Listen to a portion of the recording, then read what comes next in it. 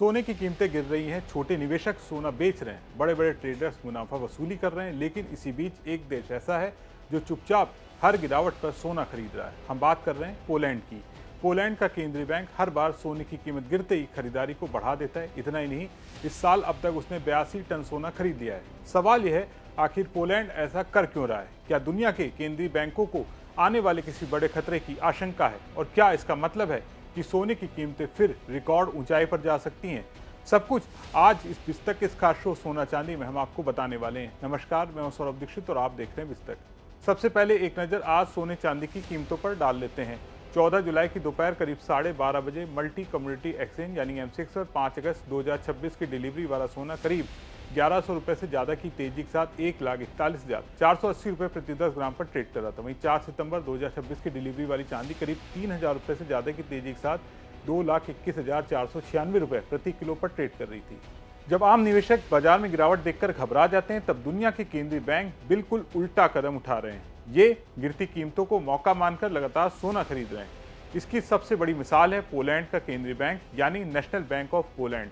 Bank के governor Adam ग्लानस्किंस्की ने press conference में साफ कहा है कि उनका बैंक लगातार सोना खरीद रहा है और हाल की गिरावट का पूरा फायदा उठा रहा है। उन्होंने बताया कि इस साल अब तक पोलैंड 82 टन सोना खरीद चुका है, यानी जब बाकी लोग बेच रहे थे तब पोलैंड खरीद रहा था। अब एक और दिलचस्प बात, वर्ल्ड गोल्ड काउंसिल के वरिष्ठ विश्लेषक के मुताबिक उपलब्ध आंकड़ों के आधार पर अनुमान है कि ये सिर्फ पिछले महीने ही पोलैंड ने करीब 19 टन सोना खरीदा है, यानी खरीदारी की रफ्तार अभी भी कम नहीं हुई है। अब सवाल है कि आखिर सोना इतना सस्ता कैसे हो गया?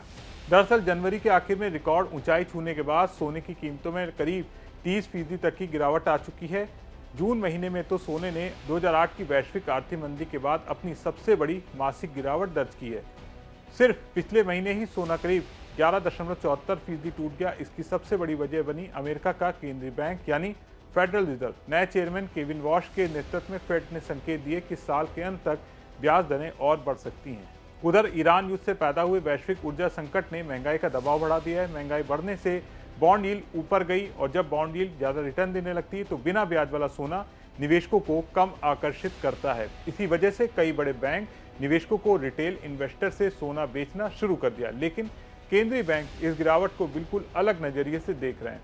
पोलैंड के गवर्नर एडम का कहना है कि ये कोई दौड़ नहीं है कि सबसे ज़्यादा सोना खरीद लिया जाए। उन्होंने कहा कि उनका मकसद सिर्फ एक है, देश की आर्थिक सुरक्षा। उन्होंने साफ कहा, किसी भी परिस्थिति में, यहाँ तक कि युद्ध जैसी स्थिति में भी पोलैंड वित्तीय सुरक्षा मजबूत बनी रहनी चाहिए। यही वजह है कि उनका केंद्रीय बैंक लगातार सोने का भंडार बढ़ा रहा है।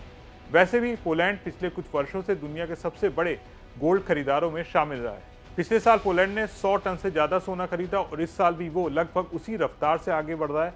पोलैंड का लक्ष्य है उसके पास 700 टन सोने का भंडार हो। फिलहाल उसके पास 632.4 टन सोना मौजूद है। इनमें से करीब 100 टन सोना पोलैंड में रखा गया, जबकि बाकी भंडार लंदन और न्यूयॉर्क में सुरक्षित रखा गया है। अब सिर्फ पोलैंड ही ऐसा नहीं सोच रहा है। हाल ही में दो बड़ी संस्थाओं ने दुनिया के केंद्रीय बैंकों के बीच एक सर्वे किया। पहला सर्वे किया वर्ल्ड गोल्ड काउंसिल ने और दूसरा artificial monetary and financial institution forum यानी OMFIF ने। दोनों सर्वे में एक बात साफ निकल कर आई, दुनिया के केंद्रीय बैंक अभी भी सोना खरीदने के मूड में है। यानी संदेश बिल्कुल साफ है, छोटे निवेशक चाहे घबराकर सोना बेच रहे हों, लेकिन दुनिया के सबसे बड़े खरीदार अभी भी सोने पर दांव लगा रहे हैं। और जब केंद्रीय बैंक खरीदना बंद नहीं करेंगे तो बाजार में ये बहस और तेज हो गई है कि क्या सोने की अगली बड़ी तेजी अभी बाकी है। पोलैंड की इस खरीदारी पर आपका क्या सोचना है, कमेंट करके बताना ना भूलें। वीडियो पसंद आया हो तो उसे ज़्यादा से ज़्यादा लाइक करें, शेयर करें और बिजनेस जगत की तमाम बड़ी खबरों को देखने के लिए बिस्तक को सब्सक्राइब जरूर करें।